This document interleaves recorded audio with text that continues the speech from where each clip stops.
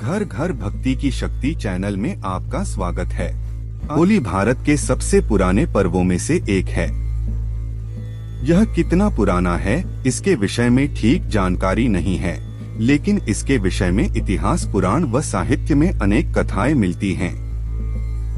इन कथाओं पर आधारित साहित्य और फिल्मों में अनेक दृष्टिकोणों से बहुत कुछ कहने के प्रयत्न किए गए हैं, लेकिन हर कथा में एक समानता है कि असत्य पर सत्य की विजय और दुराचार पर सदाचार की विजय और विजय को उत्सव के रूप में मनाने की बात कही गई है।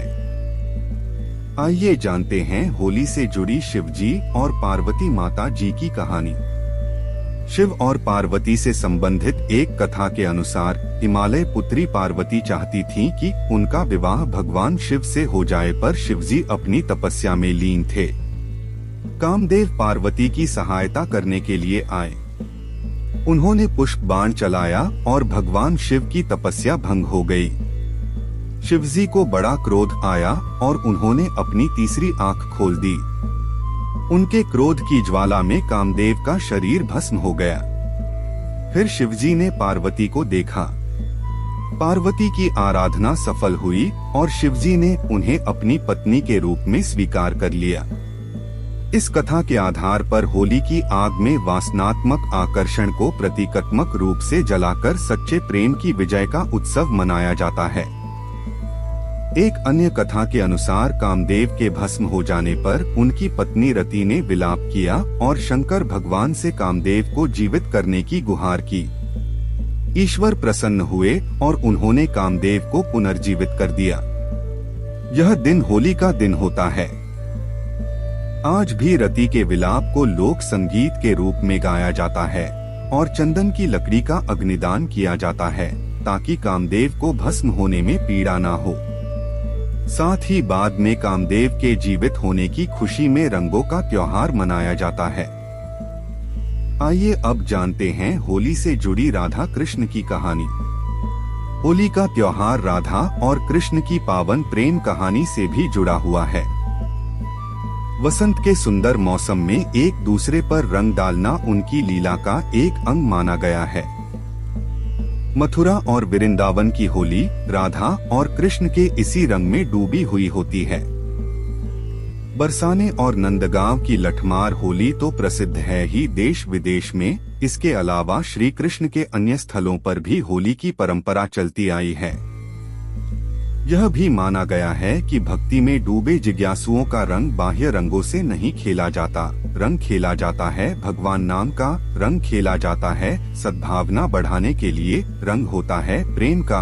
रंग होता है भाव का, भक्ति का, विश्वास का। होली उत्सव पर होली जलाई जाती है अहंकार की, अहम की, वैर द्वेष की, ईर्ष्या मत्सर की, संशय की, और पाया जाता है विशुद्ध प्रेम अपने आराध्य का। पाई जाती है कृपा अपने ठाकुर की। आइए अब जानते हैं सबसे मशहूर कहानी प्रहलाद और होलिका की। होली का त्योहार प्रहलाद और होलिका की कथा से भी जुड़ा हुआ है।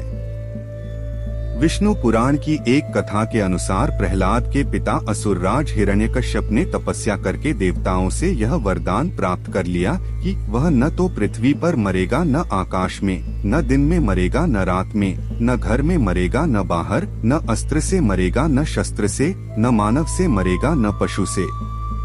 इस वरदान को प्राप्त करने के बाद वह स्वयं को अमर समझकर नास्तिक और निरंकुश हो गया। वह चाहता था कि उनका पुत्र भगवान नारायण की आराधना छोड़ दे, परंतु प्रहलाद इस बात के लिए तैयार नहीं था। हिरण्यकश्यप ने उसे बहुत सी प्राणांतक यातनाएं दी, लेकिन वह हर बार बच निकला। हिरण्यकश्यप की बहन होलिका को यह वरदान प्राप्त था कि वह आग में नहीं जलेगी। हिरण्यकश्यप ने अपनी बहन होलिका को आदेश दिया कि वह प्रहलाद को लेकर आग में प्रवेश कर जाए, जिससे प्रहलाद जलकर मर जाए। परंतु होलिका का यह वरदान उस समय समाप्त हो गया जब उसने भगवान भक्त प्रहलाद का वध करने का प्रयत्न किया। होलिका अग्नि में जल गई, परंतु नारायण की कृपा से प्रहलाद का बाल भी बाका नहीं हुआ। इस घटना की याद में लोग होलिका जलाते हैं और उसके अंत की खुशी में होली का पर्व मनाते हैं। अगर आप लोगों को ये कहानी पसंद आई हो तो कृपया करके वीडियो को लाइक करें, शेयर करें और चैनल को सब्सक्राइब करें। जय श्री कृष्ण। राधे राधे।